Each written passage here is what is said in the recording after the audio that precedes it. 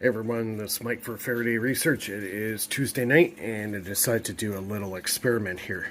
If you haven't subscribed to the channel, bottom right hand corner, and also at the end of the video, give me a thumbs up. So, I've been working on these carbon magnesium reactor cells. So I've hooked up the big ones I made, I hooked up the small ones I made, and what I wanted to do is actually do a little test tonight. See if I can charge the capacitor bank, this little one here, and actually run my first generation Adams motor.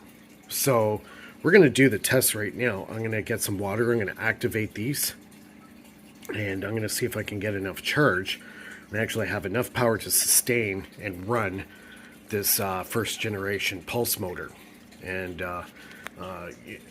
you've probably seen in my past videos that I've been that was kind of like my first concept design of the Adams motor. At the time, I didn't even know it was made by Robert Adams. So as time came down, and now I'm to the big guy, the Renegade.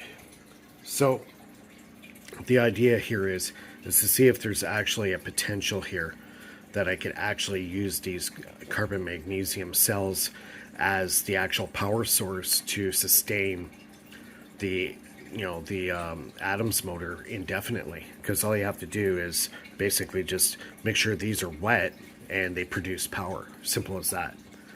Now, everyone calls them a carbon magnesium graphite battery. Well, I've been thinking about it, and it's apparent to me that I don't think it's a battery at all. I personally think it's actually a reactor. And the reason for it is this. A battery is storage of power. These don't store any power. They're not rechargeable. They're a reactor because the second you put the water on it, it reacts with the magnesium, and it's the transfer of the electrons and ions through the dielectric that goes through the carbon graphite rod or tube and creates power. So to me, these are actually a miniature little cold fusion reactor, because one of the side effects of these magnesium power reactors is they start cooling off. They actually go cooler than ambient temperature. And that's one of the byproducts of this reaction. So what I'm going to do is I'm going to get some water here. I'm going to activate them, and then we'll see how things go and see if we can power up my first generation Adams motor. So let's give it a try. Okay everybody, we're back here, and I'm just gonna, as you can see, the light is lit up. The magnesium power cells are powering everything up, and we're gonna do a voltage reading here. See how many volts we got. And looks like we got 3.11 volts in the cell. So let's see if we can get it going. So I'm going to turn on the electronic part of the Adams motor, and we'll see if we can get it going. Oh, it's going. And we got a light going. So we're going to see how long this will last. See if these batteries can actually keep up.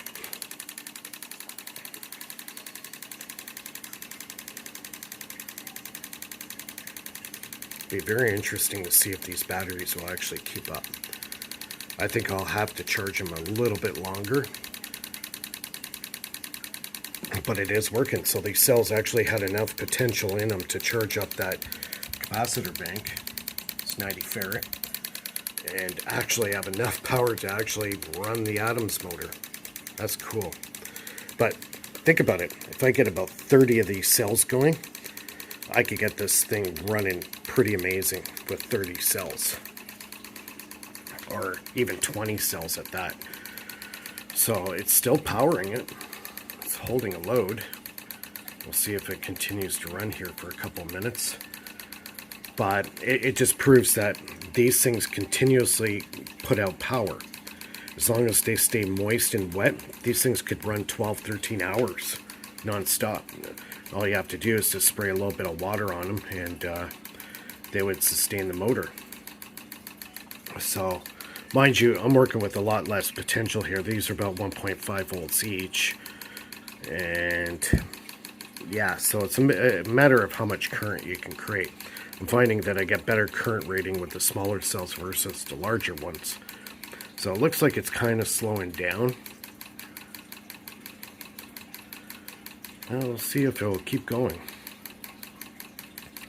I just probably have to let it, continue charging.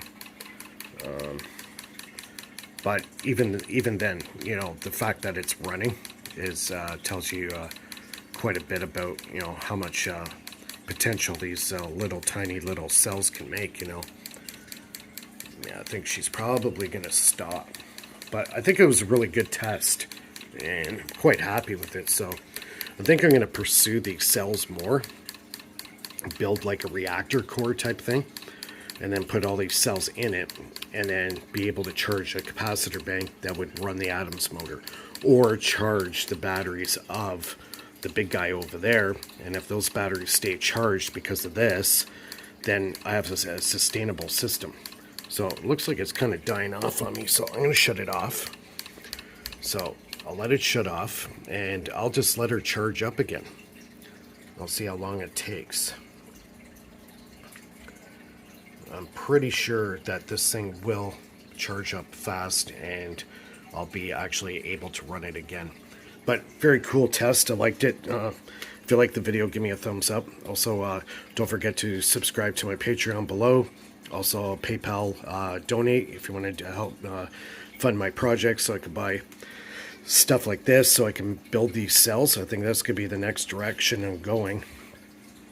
I think I'll build a really cool reactor. I'm going to design it in CAD Fusion, and if I get that reactor going, I get enough potential going through that reactor, I should be able to keep the batteries charged in the Renegade. So anyways, everybody, thanks a lot, and any questions, comments below, do so below, and we'll see everybody soon.